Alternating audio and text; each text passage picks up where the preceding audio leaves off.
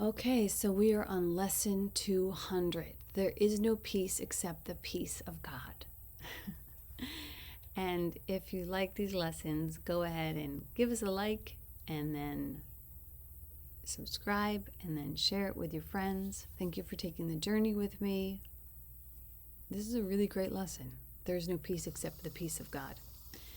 So it says, seek you no further. You will not find peace except the peace of God.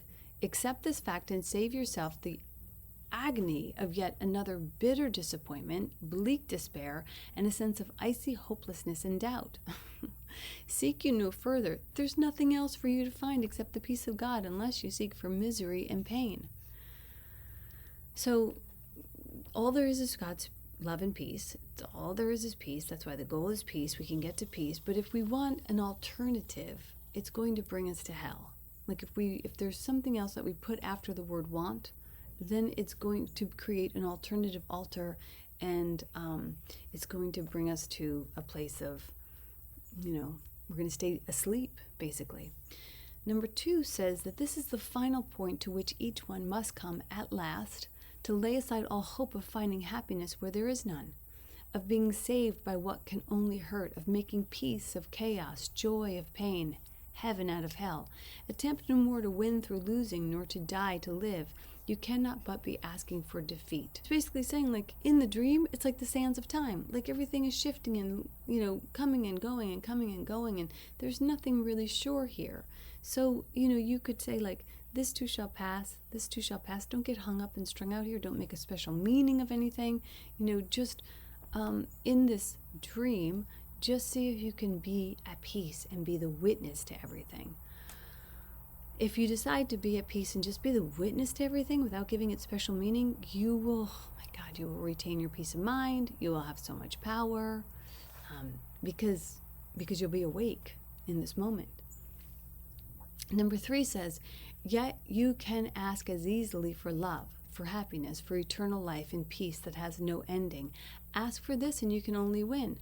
Ask for this and you already must have succeeded. To ask for what is false to be true can only fail. Forgive yourself for vain imaginings and seek no longer what you cannot find. For what can be more foolish than to seek and seek and seek for hell when you have but to look with open eyes to find that heaven lies before you, to a door that's open easily and welcomes you in. Sometimes when I'm in meditation, I imagine this door that's sort of ajar, and in order to bring myself into the moment, I just close my eyes. I imagine that door. I take a breath and I move into that door, past all of the mad imaginings, and I feel like I'm at home. And number 4 says, come home. You have not found your happiness in foreign places and in alien forms that have no meaning to you, though you sought to make them meaningful. This world is not where you belong. You're a stranger here, but it's given you to find the means by where the world is no longer seems to be a prison house or a jail for anyone. So how do we escape the prison house? Well, we escape the meaning that we give everything. Just stop making meaning of everything. Stop comparing things. Stop having hierarchies. Stop getting hung up and strung out. Stop, thinking that anything outside of yourself can harm you. Only your own thoughts can harm you. If that doesn't bring you peace, I don't know what will. Number 5 says, freedom is given you where you behold but chains and iron doors. But you must change your mind about the purpose of the world if you would find escape. You will be bound to all the world is seen by you as blessed, and everyone made free of your mistake and honored as he is. You made him not, no more yourself. As you free one, the other is accepted as he is. So you did not create yourself. You did not create this world. This is just a mad idea, a teeny mad idea blown into this illusion. And you are always in the grace of God. You are always an extension of God's love. That is what you are. That's what you will always be. You are Christ. This is heaven. Those are the Cliff Notes. Number 6, what does forgiveness do? In truth, it has no function and does nothing, for it is unknown in heaven. It is only in hell where it's needed, and where it must serve a mighty function. Is not the escape of God's beloved Son from Evil dreams that he imagined yet believes are true, a worthy purpose? Yeah, it is a worthy purpose. Wake up, wake up, wake up. Who could hope for more while there appears to be a choice to make between success and failure, love and fear? This is the perfect day. Within you dwells a light that cannot fail. Wake up, wake up. You are Christ. This is heaven. There is no peace except the peace of God, because he has one Son who cannot make a world in opposition to God's will and to his own, which is the same as God's, as his. What could he hope for to find in such a world? It cannot have reality because it never created. Is it here that he would seek for peace? Or must he see that as he looks on it, the world can but deceive? Yet can he learn to look on it another way and find the peace of God? Peace is the bridge that everyone will cross to leave this world behind. But peace begins within the world perceived as different and leading from this fresh perspective to the gate of heaven and the way beyond. So what is heaven? Heaven is this place where all is well, where there is no need or lack or want, and it is present. Right here and right now, we are called to bring heaven to earth, to bring heaven to this experience of duality by seeing all things as equal. Peace is the answer to conflicting goals, to senseless journeys, to frantic vain pursuits and meaningless endeavors. Now the way is easy, sloping gently towards the bridge where freedom lies within the peace of God. Where freedom lies within the peace of God.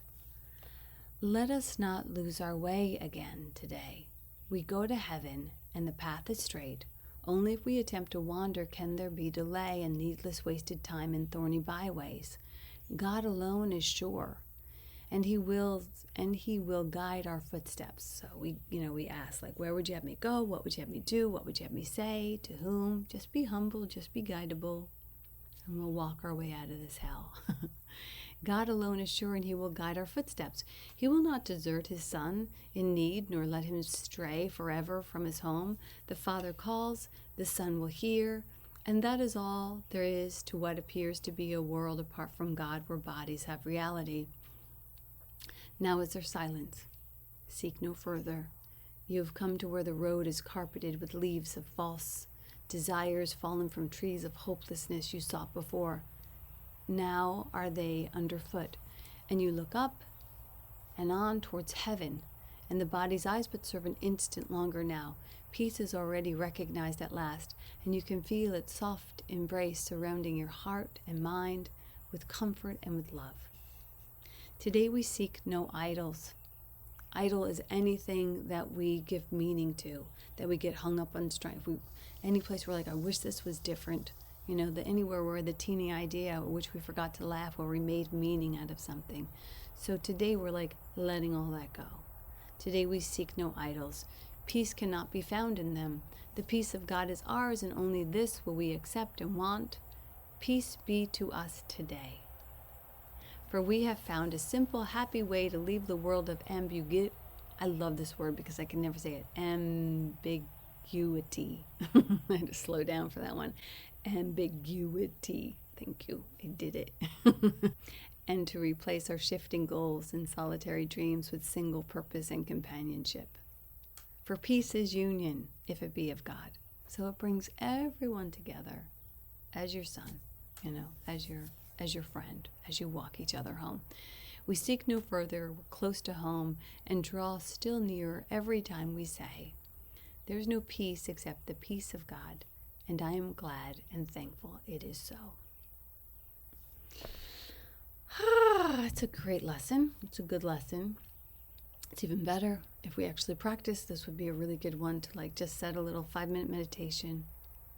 Just go into a little meditation on this right now, and you'll be very glad that you did.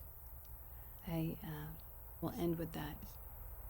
There's no peace except the peace of God. Take a breath, close your eyes. There is no peace except the peace of God.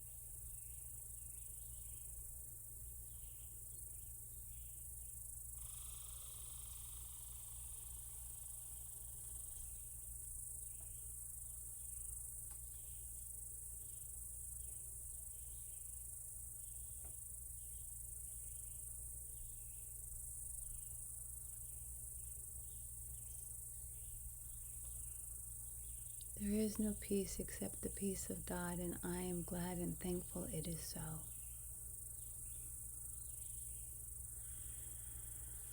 There is no peace except the peace of God, and I am glad and thankful it is so. Let this peace wash over you. Let it settle you. Let it anchor you. Let it inform you. Let it inspire you. Let it be your breath. Let it be your inhale. Let it be your exhale. Let it be your everything. There is no peace except the peace of God, and I am glad and thankful it is so.